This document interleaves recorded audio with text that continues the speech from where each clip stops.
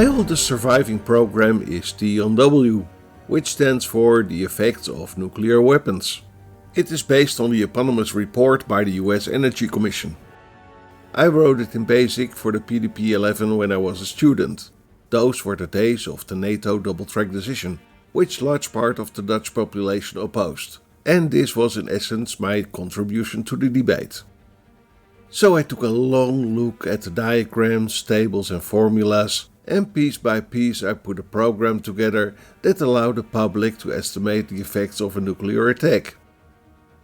After I had finished college, I no longer had access to a computer, but I was smart enough to print a listing which I later painstakingly entered, line by line, in the Sinclair ZX Spectrum.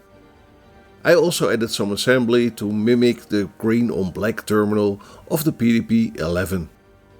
In the 1990s, when the ZX Spectrum emulator became popular, I snapshotted the program, posted it on the internet, and consequently forgot all about it. It lay dormant for another decade. In the meanwhile, I had moved to Linux and written my own Ford compiler. Recently, I had added both a floating point library and a preprocessor to the language, and that was pretty much all I needed to port T1W to Ford. So I extracted the source code with Fuse Uttle's list basic and made it run under BLASIC, which wasn't too difficult given it had originally been written in minimal basic, the most basic dialect of all basic dialects. Now, T1W is a relatively small program, just 13 KB source code, but it is such an awful mess that I was barely able to understand its initialization. If I ever wanted a fighting chance to convert this program, I needed some help. Badly. The original T1W consists of about 500 lines, each with its own line number. Since it is written in minimal basic, virtually every if statement is followed by a goto. No else. Sorry. In order to enhance its structure, I needed to get rid of all labels which were not targeted by either a gosub or a goto command. For that I wrote a simple Ford program, the ubasic unlabeler or ubulabel.ford for short. It parses the basic program, makes a list of all goto and gosub labels, and then removes everything else. That reduced the number of labels to about 100. But I still had no idea how it worked. Comment was scarce and terse, and this was first-class spaghetti code. I needed a program flow. Instead of making a flow diagram myself, I decided to let the computer do that for me. If you talk about generating diagrams, you're talking Graphis. Graphis had saved my life several times before, and it would save it again. Now Ford excels in parsing text, and I didn't even need a full parser here.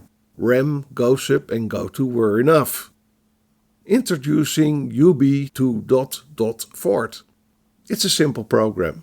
It keeps track of the line it is parsing, and when it encounters a gosub or a goto, it generates a Graphis line. Of course, if no gosub or goto is encountered, it simply executes the next line. That had to be taken into account as well. Then Graphis generated this diagram. The black lines are jumps, the red lines are subroutine calls, and the blue ones represent normal program flow. It doesn't seem to give you much insight at first glance, but when you look carefully, you see some patterns arise. For instance, the code to represent the results of the calculation are at the very bottom. Ford is a language that is centered around the data stack. It is considered good style to use as few variables as possible. However, given the complexity of the task at hand, I decided to use the stack as little as possible, and revert to the basic variables instead. I changed their typical one-letter basic names to something more expressive wherever I could, but I wasn't always successful since I wrote the darn thing 30 years ago at the time. So that's why J2 is still called J2. I haven't got a clue what it actually contains. The dark pink modules are directly called by the main program. Calc air pressure may be the most important one, because this program can handle underground and air explosions as well. Bury the device deep enough and it may not even reach the surface. A bit higher, and although the air pressure is reduced, you still got some. The module underground pressure handles that. At the surface, or a bit higher up, and you certainly have to do with air pressure. The module surface pressure handles that. Very high up in the air, and again, air pressure will be greatly reduced. There are similar considerations concerning the crater that is or isn't produced, or the heat radiation. A lot of these values are collected in the M array, which is red. And that array is later used to calculate the number of casualties. In the original program, lots of other arrays are used, and those arrays, light yellow in the diagram, are of course replicated in the 40H program. There were also tables and diagrams in the original document that dealt with ranges. In 40H, these are represented by lookup tables with function pointers. The lookup tables in the diagram, 4 in total, have a gold label, while the function, to which the tables are pointing, have a green label. The right side of the original basic diagram consists mainly of the modules calc J2 and calc under, and those were the first to be converted to 40H, since they're all you need to handle subterranean detonations. And those cases could be tested now. I never regretted the decision to keep the variables, because the program proved to be much easier to test. I simply wrote a short routine in both BASIC and Fort that allow me to examine all the variables at certain stages of execution. And that routine could be plugged in anywhere I wanted, in both programs, so the results could be compared. But before that there was one more issue to solve. You know that BASIC allows you to jump anywhere, and that's exactly what I did in the early 80s. So, the moment I was done, I could simply jump to the presentation module, no matter where I was inside the program. You can't exactly do that with Fort. So I had to come up with a trick. What it does is set up exception handling. The moment a module thinks that's it simply throws an exception, which is called, and then subsequently the presentation module is called, which then aborts when it's done. Simple. With that one out of the way, I could complete the task I took upon me, which took some time to get right. But then it was ready to be added to the main repository. For history's sake, I added all the comments from the original BASIC program to their appropriate places, verbatim and in Dutch.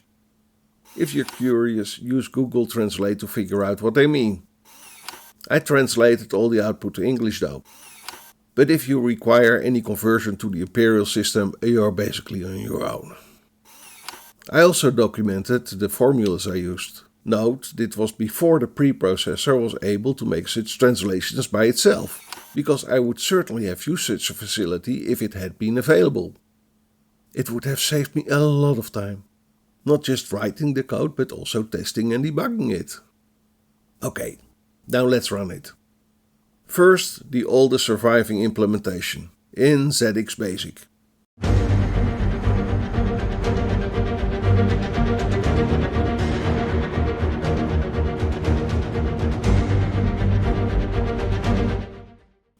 Second, the intermediate version using BLASIC Basic.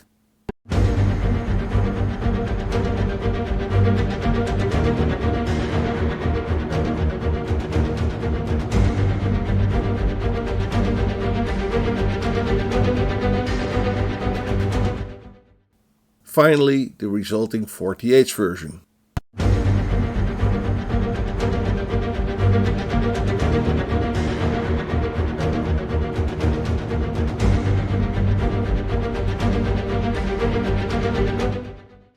Is the program bug-free? I doubt it. This was written before Die Neue Deutsche Welle was a thing. It was written before I graduated college. I believe it was the third program I ever wrote. So be realistic. But the numbers it coughs up are usually within order of magnitude, so I still tend to use the program when the occasion presents itself. Anyway, it took a lot of time to get there, but I think the program is fit to stand another 30 years of useful life. A decade has passed since, so maybe in 20 years some other kiddo picks it up and does his own thing with it. And ending on that positive note, I'm Hans Beesmer, and this was Back and Forth.